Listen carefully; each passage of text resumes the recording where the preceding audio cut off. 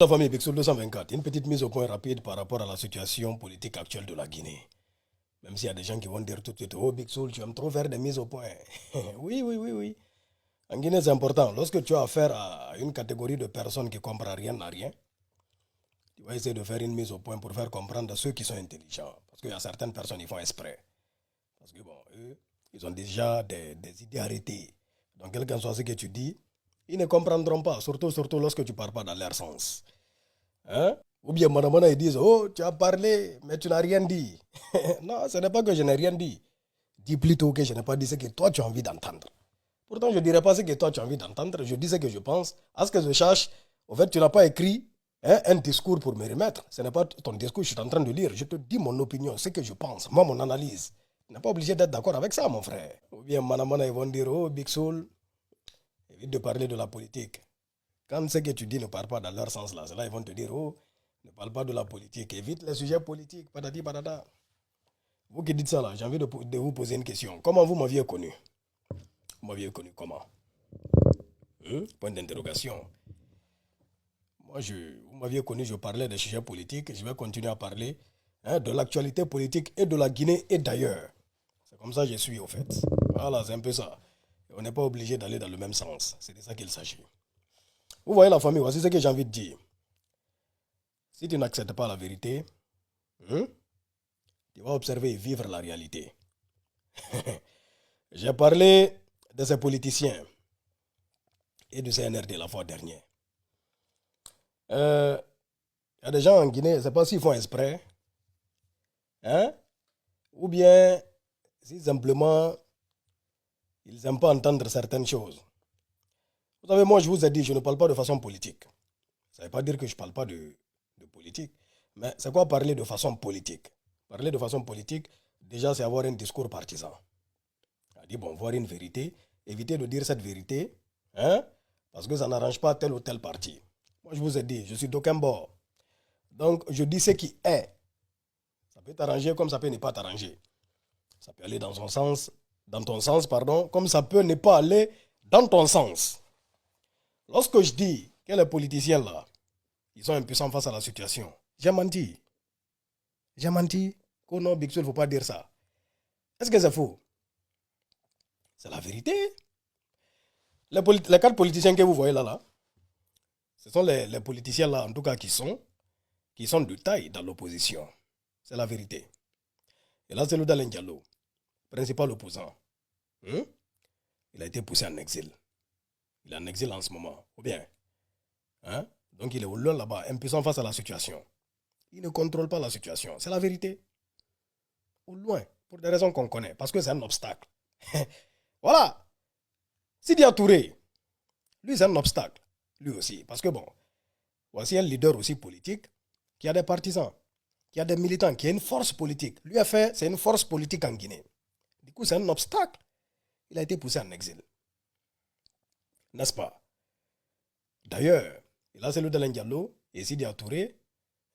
Monsieur Sidi Touré, c'est ceux-là même qui ont décidé de boycotter le référendum qui arrive là. Pourquoi?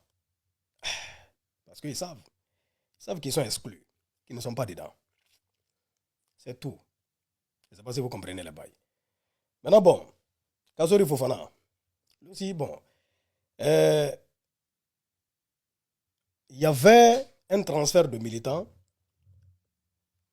peut-être, du RPG vers Kasori Fofana. Et on sait que Kasori Fofana, vu l'esprit politique de certaines personnes en Guinée, forcément, ils se sont dit la basse-côte allait être de son côté. Ça allait être son bastion. Parce que bon, qu'on le reconnaisse ou pas, les gens sont dans une considération ethnique dans le domaine de la politique en Guinée. C'est tout. C'est de ça qu'il s'agit. Donc lui aussi, il a été mis out. Il est en prison. Mais lui déjà, il y avait même des raisons parce que lui, il traînait des casseroles et il est un dignitaire de l'ancien régime. Du coup, il est à la maison centrale de Conakry. Il est out, oui ou non? C'est la vérité. Ali Ouba, lui aussi, franchement, il montait en puissance. Très. Il y avait eu un transfert de militants de l'UFDG vers son parti. Du coup, voyant ça, lui aussi, il a été mis out parce qu'il est devenu un obstacle. C'est la vérité. Tout cela, Ils sont impuissants face à la situation. En fait, ils peuvent rien changer à ce qui se passe en Guinée. À part tenir des discours pour ceux qui ont la capacité de tenir des discours aujourd'hui. Et ça, c'est ceux-là même qui sont hors de la Guinée. Sinon, tout le reste des politiciens, ceux qui sont assis en Guinée là-bas, ils ne peuvent rien créer. Ils ne feraient même pas le CNRD. Donc, on ne les calcule même pas. Ils disent, bon, d'ailleurs même, ils prennent part tous hein, au référendum qui se passe là. Ils appellent à voter non. Pourtant, eux-mêmes, consciencieusement, ils savent que c'est le oui qui va l'emporter. Parce que déjà, il y en a qui mènent là-bas des doubles jeux. Il y en a qui sont là-bas, ils savent. Bon, ils sont non seulement présidents de leur parti, ils sont militants de leur parti, ils sont tout de leur parti. Ils sont leurs directeurs de campagne, ils sont tout. Tout tourne autour d'eux. Ils n'ont aucune force. C'est la vérité, ce n'est pas un manque de respect. N'est-ce pas? Et par rapport à Ella Selouda Diallo, vous voyez, il faut qu'on se dise la vérité.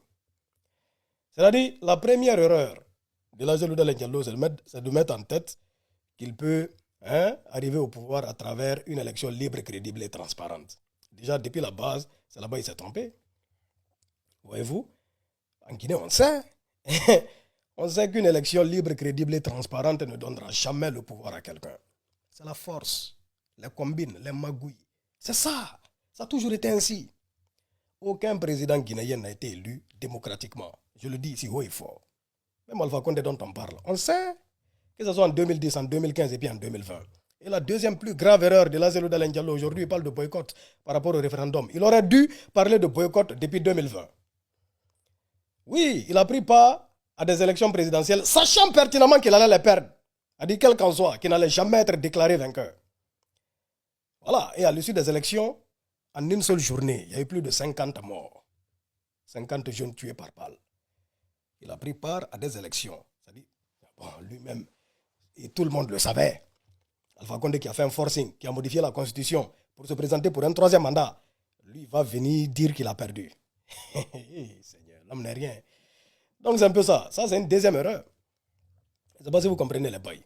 Et voilà ça aujourd'hui. Le résultat, c'est quoi? Et le CNRD qui est arrivé même est plus tranchant. C'est la vérité, au fait.